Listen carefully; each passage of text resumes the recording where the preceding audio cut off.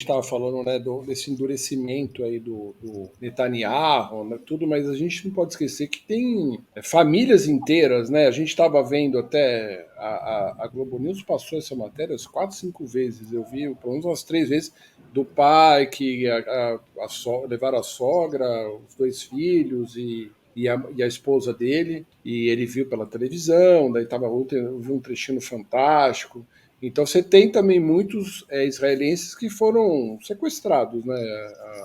E estão lá sobre o jugo do Hamas. E daí hoje estava até circulando que eles iam fazer execuções públicas. O que você acha que pode acontecer com esses reféns? Assim? Eu Isso sei é que é algo difícil essa previsão também, mas difícil. um palpite, assim, não sei. Eu também fiquei pensando muito, né, como é que eles podem ser. Eles estão no jogo ali, né? No jogo político, no jogo da guerra, Vai né? ser tudo usado em troca, Fernando. Não, então, e tem muitos palestinos presos também, né? Tem essa questão de você soltar, né, os palestinos que estão presos, né? Pessoas consideradas terroristas. Eu não sei quantas pessoas tem, são muitas. Como é que você acha que vai se dar esse jogo? Gostando do papo?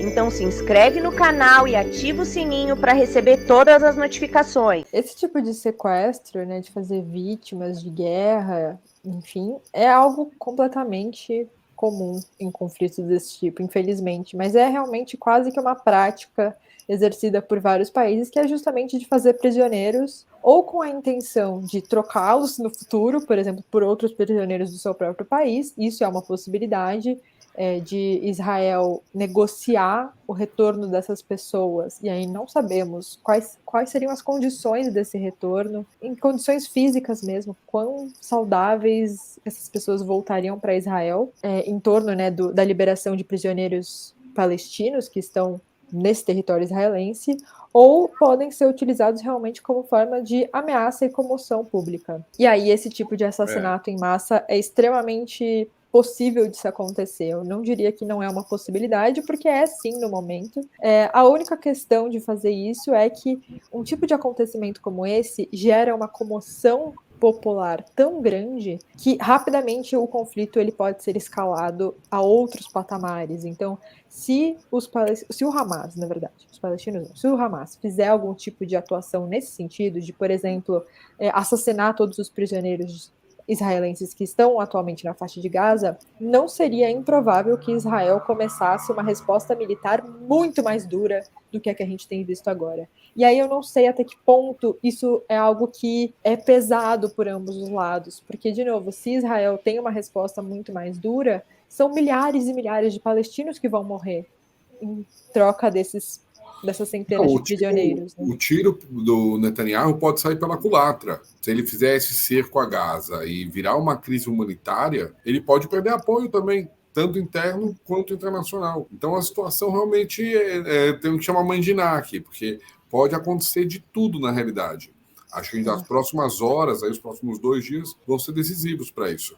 Mas tem muita gente trabalhando. Eu fiquei assistindo bastante um outro canal árabe, sem ser Al Jazeera, que é o Al Arábia, que é o canal da Arábia Saudita. Eu fiquei com uma impressão que a Arábia Saudita tem um interesse especial em se mostrar como uma nação mais moderna, em atuar um pouco no conflito para tentar ser um intermediário. Países como a Arábia Saudita e o Catar estão tentando negociar, por exemplo, que soltem reféns mulheres e crianças, justamente para tentar criar uma certa distensão política entre os lados, entre as partes. Né? Até agora ninguém foi bem sucedido, mas na Aula Arábia, por exemplo, essa era uma notícia importante, mostrando que esses países árabes estavam tentando atuar em tentar ser um elo de comunicação com o Hamas, para eles também não ficarem isolados, né? Poderem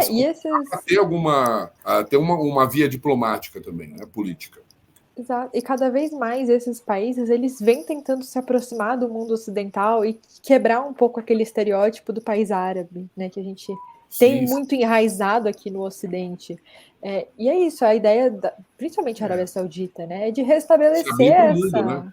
Exato, se abrir para o mundo, de manter os seus costumes internos, manter a sua política, que é uma política opressora em relação às mulheres, em relação a outras religiões, não dá para a gente dizer o contrário, mas ao mesmo tempo se mostrar como esse país que é tecnológico, que é rico, que é possível de se negociar também, não é simplesmente o simples estereótipo do país árabe que ninguém consegue conversar, né? Então é muito importante, sim, e pode ser um evento muito importante para esses países saírem desse conflito também, como esses países que de fato possibilitaram uma conversa entre ambos os lados. E talvez seja de fato uma possibilidade, imaginando que eles tenham uma proximidade maior com os palestinos, tenham uma via um pouco mais direta de conversa. Talvez a grande dificuldade seja convencer Israel de que eles sejam bons negociadores, né?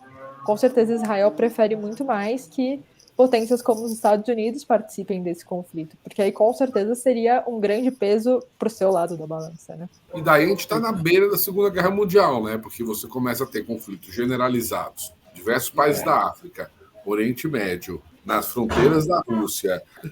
Tem um artigo de um especialista militar dizendo a guerra é na Crimeia. Quem ganhar a Crimeia ganhou a guerra. É um artigo importante na mídia americana nessa semana.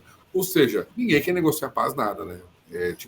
Vou mandar meu apoio americano, vou mandar um porta-aviões para o Mediterrâneo. Exato. Embora a gente tenha visto pós-Segunda Guerra Mundial a guerra entre as potências diminuir muito, e de fato não aconteceu mais em termos diretos, né, militares entre as grandes potências, a verdade é que o restante do mundo vive numa grande ebulição desde então. Ou por guerras descoloniais, ou por guerras no Oriente Médio, ou agora com a questão Rússia e Ucrânia, os golpes de estados no Sahel, a própria América Latina, o Haiti está passando por vários problemas, não necessariamente uma guerra, mas conflitos internos, guerra civil. Então, cada vez mais a gente percebe que a gente sai ali daquele eixo do norte global e o mundo está completamente desestabilizado, né? E é muito curioso que, por exemplo, nesse contexto todo, venha o porta-voz russo pedir mediação para Israel. Imaginar que é isso. É a Rússia que atualmente é agressiva com o país pedindo um pouco mais de calma do outro lado, né? Vamos moderar, né?